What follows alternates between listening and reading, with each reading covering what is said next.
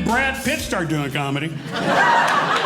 Yeah, don't laugh quite that loud, ma'am. I don't look like Brad Pitt. I look more like the child of Fred Flintstone and Rosie O'Donnell. I'm trying to lose weight. It's tough losing weight, especially that last 75 pounds. It's just... But we've had 3 kids, so this is baby weight. That's what I'm thinking.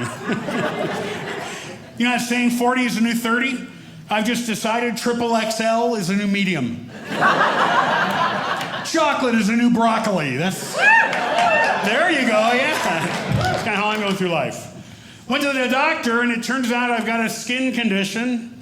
Too much. So he asked me what I was doing for exercise, and I told him I like to play golf, so he suggested I try walking the course. I know, well, I did that. I was actually surprised at how many things I had missed, having not walked the course before. They got windmills, castles, clown heads, all sorts of things. No more cards for me. I'm done. Sometimes when you're performing, you get to perform in some very odd places. I once performed at a senior center. Nobody in there under the age of like 85 or 90, right? It was crazy. And while I was performing, there was a woman going around making little balloon animals for everybody. I thought, what a nice way to honor the greatest generation. Thanks for storming the beach at Normandy. Here's a wiener dog. Where I live, they have netting on the side of the mountain. Have you seen this? The netting on the, what is that? Is that pantyhose for the mountain? Is that like the original over-the-shoulder boulder holder? I don't know what that is. Is that pantyhose for the mountain? Do they really think that that netting is going to keep the rocks in place if it can't even hold my mother-in-law's cankles in place? I saw this sign when I was driving. Maybe you guys have seen a sign like this. It said, "Warning, correctional facility. Don't stop for hitchhikers." Is this a problem? Do we really need to post a sign? Are motorists pulling over and offering rides to mangy-looking guys in yellow numbered jumpsuits? Is that... Hey, where are you headed? Hop in. Scoot over, kids. Mind the shackles. I was in Home Depot. I heard this over the loudspeaker.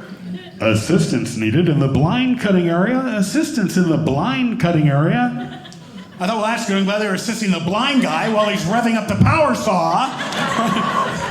How am I doing? Am I on the line? Am I close? Oh, and I found out something, too. You know those toilets they have a display there? Yeah, they don't flush. My wife's great, though. She really is. She's, I think she's going through some kind of a midlife crisis. Because last week she told me she wanted to become a firefighter. I know. I thought that was kind of weird. And she's always been kind of impulsive. So we're taking things one step at a time. So I went out and got the pole. See how that goes. It still amazes me after all these years of marriage how what begins as a simple conversation between a husband and wife can suddenly, out of nowhere, explode into this full-blown war and you're screaming and yelling at each other. It happens because men know how to answer questions and women don't.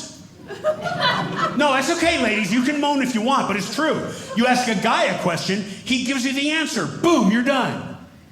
You ask a woman a question, and ladies, you have this need to take us on a little journey on the way to the answer, right?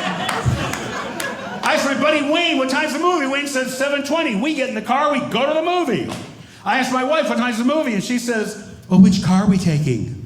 What? Are we taking the minivan or the SUV? I don't know. Does it matter? Well, I read Consumer Reports that the minivan gets better gas mileage than the SUV. Okay, then I guess we can take the minivan. Oh, except the minivan's low on gas, so we have to stop to get gas on the way to the movie, or you have to get gas in the morning on the way to work. Okay, it doesn't matter. Which one do you want to take? Well, it all depends. What time's the movie? Tell you what, sweetie, I'm out of here. Oh, where are you going? I'm going to go pick up a mangy hitchhiker and take him to the movie. We were watching TV recently and that ad came on for the Bowflex. You know this ad? Where they got the chisel chin, six-pack ab guy working the machine, right? So now my wife wants one. Not the machine. And I'm not really a jealous husband. I try not to be, but I was walking through the kitchen the other day and her purse was laying open on the kitchen counter. And right there in plain view was a photograph of her with this younger, good-looking guy. I said, hey, you want to explain this? She said, honey, relax. That's our honeymoon picture. Yeah. My wife, for my birthday this year, she got me a Snuggie. Yeah, I said, sweetie, everything I wear is a Snuggie. And I like using some of the equipment. I started using the elliptical. Anybody use that, the elliptical? Yeah. I like using it because I feel like I must resemble a member of the Marvel universe, right, when I'm on that thing. But I think the truth is I look more like those inflatable wiggly balloon guys in front of the car wash. I came from a very bizarre family. This is not a joke. This is truth, what I'm about to tell you. My mother, really, was a chain-smoking vegetarian. I know, a chain-smoking vegetarian. She used to give us these little words of wisdom. Don't eat that red meat. It'll kill you. Here's another one I liked.